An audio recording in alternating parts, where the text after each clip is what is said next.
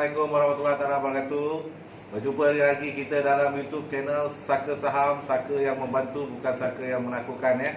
Hari ni kita ada seorang lagi, kita nak interview seorang lagi kita punya trader lah. Jadi trader muda kita, orang baru, nak kata baru pun tak baru, cuma umur dia lebih baru daripada abang lah kan. Saudara Hanif. Saudara Hanif ni dia Damansara kan? Damansara. Okey, orang Damansara orang Damansara, saudara Hanif ni. Beliau adalah merupakan seorang full time trader juga. Dia orang muda yang berani lah buat full time trade, menjadikan trade sebagai satu bisnes lah, sebagai satu bidang perniagaannya, dan merupakan salah satu punca untuk mencari rezeki dia. So, bersama saya sekali lagi saudara Hanif. Dia akan white and black sikit lah Kita nampak dia relax bro. Kita santai-santai je hari ni. Santai-santai. Okey, abang nak tanya beberapa soalan. Kita sebenarnya ini lebih kepada kita punya sharing session lah. Jadi kita nak berkongsi pengalaman saudara Hanif dalam Bursa Malaysia ni, dalam trade saham ni. So bagaimana agaknya Hanif boleh terlibat dengan saham ni, boleh join trade saham ni sebenarnya? Okey, Assalamualaikum warahmatullahi wabarakatuh. Okey, macam mana saya terlibat dalam bidang saham ni bermula masa zaman belajar. Kos yang saya ambil tu dia ada subjek ekonomi. So dia ada long term and short term investment. So dalam tu dia ada terangkan mengenai pasal bursa lah. Okey, start daripada awal saya bekerja tahun 2016. Saya start dia kerja, and then saya buka CDS account dan saya terus belajar. Menceburi dia sejak daripada belajar dulu lah. Maknanya ada subjek yang berkenaan dengan ekonomi ni lah. Ya, betul. Bukan sebab saham ni boleh datangkan duit ke? Sebab dia berminat ni? Salah satunya, ya, dia sebagai pada mulanya 4 tahun lepas saya trade sambil bekerja sebagai side income lah, sebagai satu alternatif lain untuk tambahkan income. Selain pada tu saya ada buat bisnes. So daripada trade tu saya dapat menjana income lah. Secara tak langsung dapat tambahkan income. Cuma pendedahan ni bermula daripada universiti lah. Maknanya masa belajar tu memang ada belajar subjek ekonomi. After that saham pun menjadi salah satu dalam bidang subjek tu, lebih kurang macam tu lah kan. Jadi itu yang menyebabkan Cik Hanif boleh terlibat dalam industri saham kita ni kan. So sekarang ni Cik Hanif dah jadi full time trader. Rasanya masih baru dalam tahun ni kan jadi full time trader kan. Ya, betul. Sebelum ni bekerja makan gaji, ada gaji tetap, ada macam-macam bila dapat gaji kan. Sekarang ni berpindah pula kepada full time trade. That means you dah berhenti kerja, you jadikan full time trade ni dan menjadikan trade as a business. Macam mana boleh terdetik hati? Apa trigger you sebenarnya yang membuatkan you decide untuk berhenti kerja dan jadikan trade ni sebagai satu income? Okey, saya trade ni bila saya trade bila bekerja ni dalam masa 3 tahun ni, so saya tengok dari segi growth income saya lah. So growth income saya dapat cover gaji. Let's say kalau overhead kita sebulan dalam 4,000, so saya dapat trade tu melebihi daripada gaji saya. Dan saya membuat keputusan, persiapan saya dalam lebih kurang 3 tahun untuk saya decide untuk full time trader lah. Oh, maksudnya kat sini masa bekerja tu dah decide sebenarnya one day Cik Hanif akan menjadi seorang full time trade. Ya, full time trader.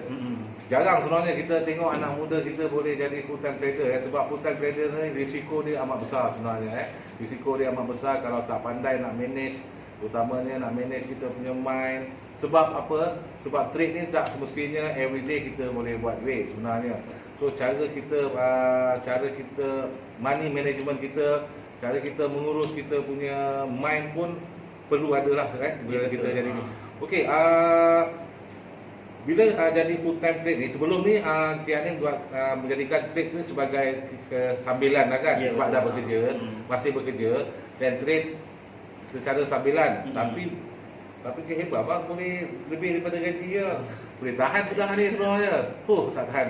Sabar abang muda So sekarang ni dah menjadi full time trader. Macam mana? Apa jenis trader yang sebenarnya Cik Hanif buat? Sama ada Cik Hanif lebih kepada long term ke, short term ke, intraday ke, macam mana? Apa jenis trader macam mana yang Cik Hanif lebih berminat ataupun lebih berkecimpung lah masa sekarang ni? Okey, pada mulanya saya dulu swing trader lah.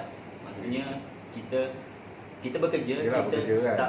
tak boleh nak tengok market sentiasa. So kita beli bawah and jual pada harga tinggi lah. So sekarang ni saya decide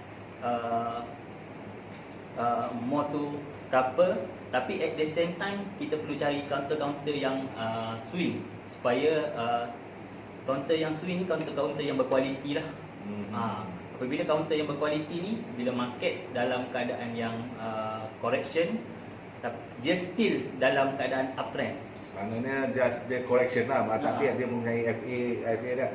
So sekarang ni dalam portfolio Cik Hanif terdapat beberapa counter yang scalper punya counter, dia lebih kepada momentum, short term punya counter, dan ada juga yang swing yang maybe 1 to 3 month punya position hold lah kan. Ya, betul. You bagikan macam tu. So macam mana dengan you punya money management? Bila sebab kita dah jadi full time trader, money management dalam kita punya tindakan tu amat yang perlu kita jaga lah. So macam mana cara you buat money management you sebagai full time trader?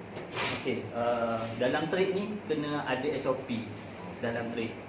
Bila macam saya bagi tahu tadi, okey, saya ada counter yang swing dan ada counter yang untuk intraday. So saya decide untuk swing dalam 70% untuk swing dan 30% money management saya untuk intraday punya trade. So Kerana dengan dia punya range price yang biasa, kalau katalah Cik Hanif buat as a intraday. Sebab counter ni kadang-kadang ada orang minat penny stock. Ya, Kan? betul. Dia ada penny stock, dia ada yang mid-nya harga maybe dalam RM1 ke RM2. So macam Cik Hanif ni bila trade, katalah you trade as a momentum trader sekarang ni, range price yang biasa you pilih bila you buat short term trade? Macam mana? short term trade saya decide 3% hingga 9% lah, range dalam range itu lah. Itu lebih kepada yang short term punya Short trade term, lah. Kalau short term swing maybe yang lebih mahal lah. Ya, betul lah. Yang lebih mahal punya. So market kita last 2 week agak teruk kan? Betul. Kan banyak memang rasanya ramai yang terciduk daripada harga atas pun. Pengalaman paling seram you lah. Dalam you buat trade ni, pengalaman paling seram lah apa yang pernah berlaku kan pada Cik Hanif? Okey, dalam masa 4 tahun ni pengalaman paling seram 2018, time tu trade war. Time tu banyak counter-counter gap down lah. So saya terkena juga dalam loss dalam 5 angka. Okay, so saya stop dulu trade and then recover slowly.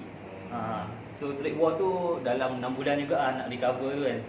So tu pengalaman pertama. Kedua, minggu lepas Viva harga Viva sebiji saya dengar lah. Azhar Puspek masuk sungai cerita dia. Baik, kalau dia abang ni kau nyanyi lah. Maknanya bernilai sebiji Azhar lah. Biji Azhar. Tapi you boleh, macam mana you control you punya stress that time? Masa kalau you dapat, katalah kita kata rugi besar kan, rugi besar berpuluh ribu, macam mana you control you punya mind waktu you mengalami stress itu? Okay. Saya rasa memang stress ni lah kan. Memang stress.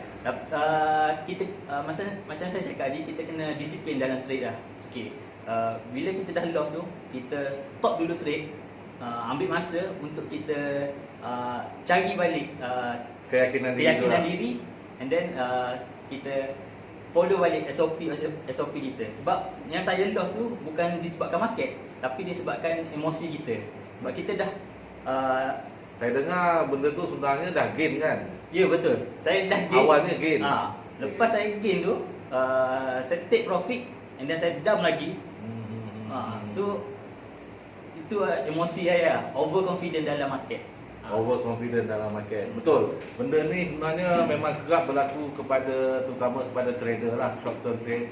Dan kita tengok market sebenarnya memang dah weak. Tapi sebab kita beli 1, 2, 3 counter tu, dia bagi kita gain. Dan kita confident, kita dump lagi duit, kita rasa benda tu boleh naik lagi. After that, dia patah. Bila patah, dia masalah dia pada trader ni sebenarnya macam ni, kan? Decision tu kita tak semestinya tepat sebenarnya. Betul. Sebab kita tak boleh sempurna.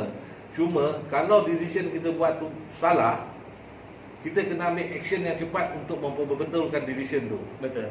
Yang kat sini kemungkinan lah Cik Hanif dia membiarkan decision yang salah tu berterusan. Itu yang satu Azia dia dah tercampak dekat dalam sungai. Okey, tak apalah Azia, tak apa. Lepas ni jangan X50 X50 menangis nanti kita dah sama-sama menangis. So setelah ada sebut sedikit macam mana cara Cik Hanif tadi dia control money management dia, macam mana dia handle stress dia ya, dengan solat taubat ke pendengar kita. Isap. Tapi insaf sekejap. Sebab trader biasanya dia akan insaf sekejap. Dia dia nak insaf lama dia memang gagal. Solat taubat dia memang dia hari buat kan. Tapi benda yang sama akan berlaku sebab kita manusia sebab kita kena control benda ni. Kita kena control kita punya trade. Kita jangan over trade sebenarnya.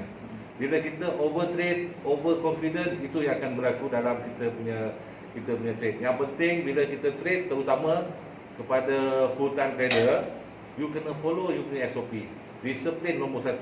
Kena ada disiplin. Okey, kita nak minta Cik Hanif berikan nasihat lah kepada mereka yang nak mencuburi saham ni sebagai satu bisnes. Sebab kita kat sini nak fokus terutama macam orang muda macam ni, umur pun tak sampai 30 kan. Kita nak jadikan untuk buka minda diorang, nak mengatakan bahawa trade saham ni sebenarnya adalah satu perniagaan.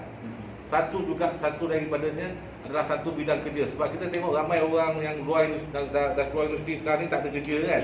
Tak ada kerja, nak cari kerja pun jadi masalah. Sebenarnya you all boleh trade sebagai satu peluang pekerjaan you dan you boleh buat bisnes sebenarnya trade ni. So Cik Hanif, apa nasihat Cik Hanif pada mereka yang di luar sana yang nak menjadikan trade ni sebagai satu bisnes? Okey, untuk permulaan untuk trade ni pertama sekali kena ada ilmu lah. So kita kena belajar dengan cikgu-cikgu atau pembimbing kita yang bertauliah lah pertama sekali.